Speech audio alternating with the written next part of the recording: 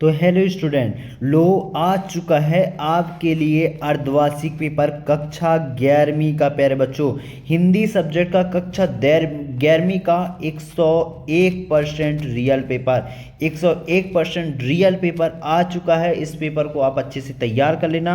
इनमें से आपके एक भी क्वेश्चन नहीं छूटने चाहिए। यदि 80 में से 80 पूरे नंबर आपको चाहिए तो वीडियो के लास्ट तक बने रहना। और चैनल को जिन्होंने अभी तक सब्सक्राइब नहीं किया, चैनल को सब्सक्राइब कर लो, बेल आइकन को प्रेस कर लो और इस वीडियो को जितना हो सके अपने दोस्तों के पास शेयर करना ताकि सभी के पास पहुंच पाए और वो भी अच्छे से तैयारी कर सकें। तो चलिए स्टार्ट करते हैं प्यारे बच्चों। ठीक, इसका पीडीएफ चाहिए तो नीचे टेलीग्राम का लिंक दे दूंगा, वहां से जा करके आप लोग डाउनलोड कर सकते हैं प्यारे बच्चों।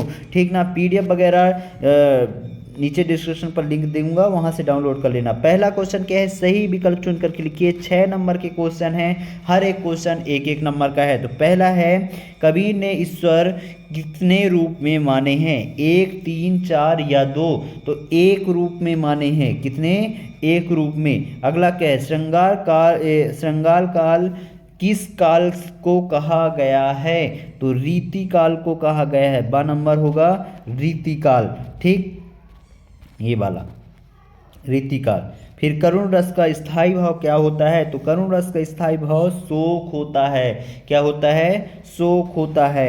फिर अगला क्वेश्चन यहाँ पास देखिए, नमक का दरोगा कहानी की प्रकाशन हुआ था तो कौन से सन में हुआ था? 1914 में हुआ था। ठीक, फिर यहाँ पास देखिए, मैया नसीरुद्दीन कितने प्रकार की रोटी बनाने के लिए मशहूर थी? तो कितने प्रकार की रोटी बनाती थी? 56। कितने? 56 प्रकार की।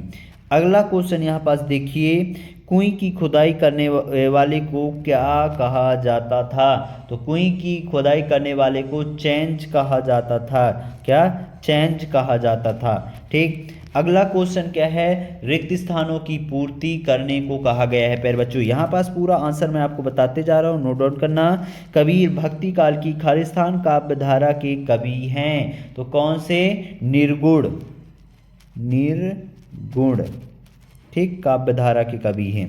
घर की याद कविता खालिस्तान ऋतु में लिखी गई थी तो पतझड़ ऋतु में लिखी गई थी। कौन सी ऋतु? पतझड़। ठीक, अगला क्वेश्चन क्या है, जयशंकर प्रसाद खालिस्तान कवि हैं।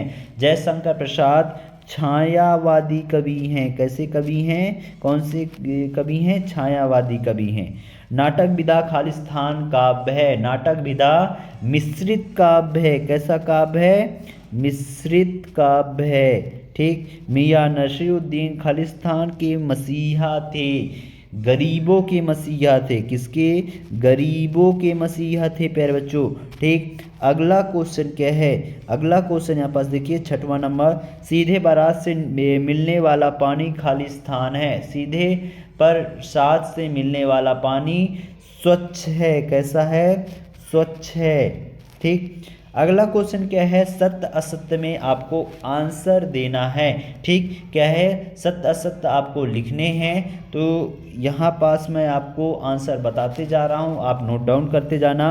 अर्थ के आधार पर वाक्य 8 प्रकार के होते हैं, ये सत्य है। ठीक, अगला क्या है, बीजक सूरदास की रचना है, ये असत्य है प्यारे बच्चों। काव्य की शोभा बढ़ाने वाले तत्व को रस कहा जाता है, ये सत्य है। फिर कुमार गंधर्व ने कबीर के पदों का गायन किया था तो ये भी सत्य होगा। ठीक, अगला क्वेश्चन क्या है? अगला क्वेश्चन यहाँ पास आप देख सकते हैं, कबीर भी खारे हैं। तालाब के लेखक अनुपम मिश्रा हैं तो इसका क्या होगा? ये होगा सत्य। अगला क्या है, कबीर ने ईश्वर को एक ही समान माना है, ये भी सत्य है। इस तरीके से आप सत्य असत्य बड़े आराम से लिख सकते हैं। अगला क्वेश्चन क्या है प्यारे बच्चों? अगला क्वेश्चन है सही जोड़ी बनाना। तो यहाँ पास मैं आपको सही जोड़ी बनवाए दे रहा हूँ। कुंडली छंद का हो जाएगा कुंडलियाँ। क्या हो जाएगा? कुंडली छंद को कुंडलियाँ कहते हैं। रोला छंद का क्या हो जाएगा? 24 मात्राएं। कितनी मात्राएं? 24 मात्राएं। और रोला दोहा का हो जाएगा 11-13 पर विराम। ठीक, फिर घन वर्ण घन वर्ण का हो जाएगा 6 चरण। कितना? 6 चरण।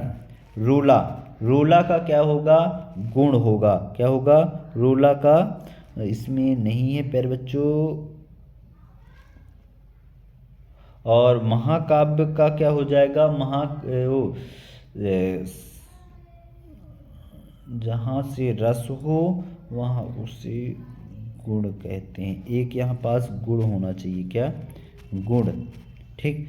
जहाँ से रस हो उसे क्या कहते हैं?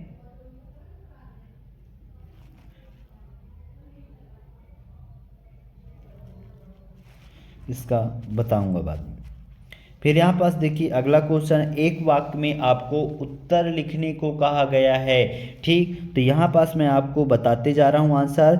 जगत क्या देखकर मोहित हो रहा है? तो जगत प्रकृति की सुंदरता और कृतिमय को देखकर मोहित हो रहा है। क्या? प्राकृतिक की सुंदरता,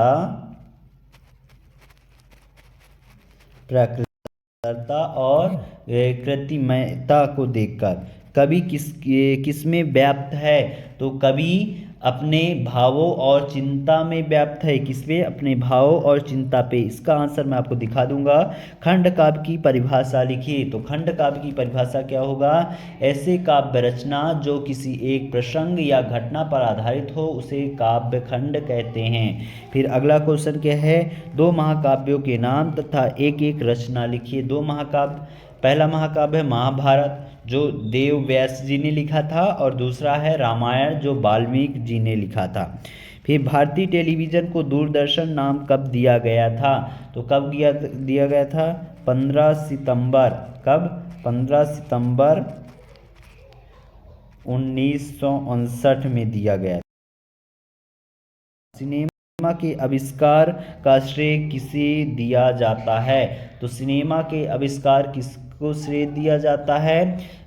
ल्यूमर ब्रदर्स को। किसको? ल्यूमर ब्रदर्स को दिया जाता है। इस तरीके से आपको आंसर यहाँ पास कर लेने हैं। यहाँ पास कुछ आंसर, कबीर ने अपने आप को दीवाना क्यों कहा है, और इसके अथवा में क्या है? मीरा कृष्णा की उपासना किस रूप में करती है, यह रूप कैसा है।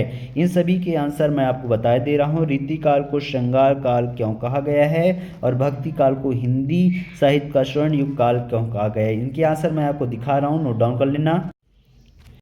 तो यहाँ पास आप देख सकते हो 5वें का फर्स्ट क्या है? जगत को देखकर क्या कह रहा? तो इसका आंसर यहाँ पास है ये फर्स्ट का, ये सेकंड का आंसर। ठीक, इसी तरीके से ये थर्ड, फोर्थ, फिफ्थ, सिक्स, ये फिफ्थ, सिक्स ये वाला नहीं है, तो इतना आंसर आप कर लेना। ठीक, ये 6वें का उत्तर है। कबीर ने अपने आप को दीवाना क्यों कहा है? तो यहाँ से पूरा आंसर यहाँ तक लिखना है। अथवा में क्या है? मीरा कृष्णा की उपासना किस रूप में करती है, रूप कैसा है? तो यहाँ से यहाँ तक के आंसर दिया गया है। क्वेश्चन क्रमांक 7वां क्या था? रीति काल को श्रृंगार काल क्यों कहा जाता है? तो यहाँ से आपको यहाँ तक कर लेनी है। फिर इसके अथवा में क्या था? अथवा में था भक्ति काल को हिंदी का स्वर्ण युग काल क्यों कहा जाता है? तो यहाँ से यहाँ तक आप लिख लेना। इस तरीके से सभी आंसर मैंने आपको बता दिए हैं, और इन सभी के आगे के क्वेश्चन जो है इसका सेकंड पार्ट बहुत जल्द आएगा, जिसमें पूरे के पूरे आंसर सॉल्यूशन के साथ आपको बता दूंगा। उसको आप नोट डाउन कर लेना।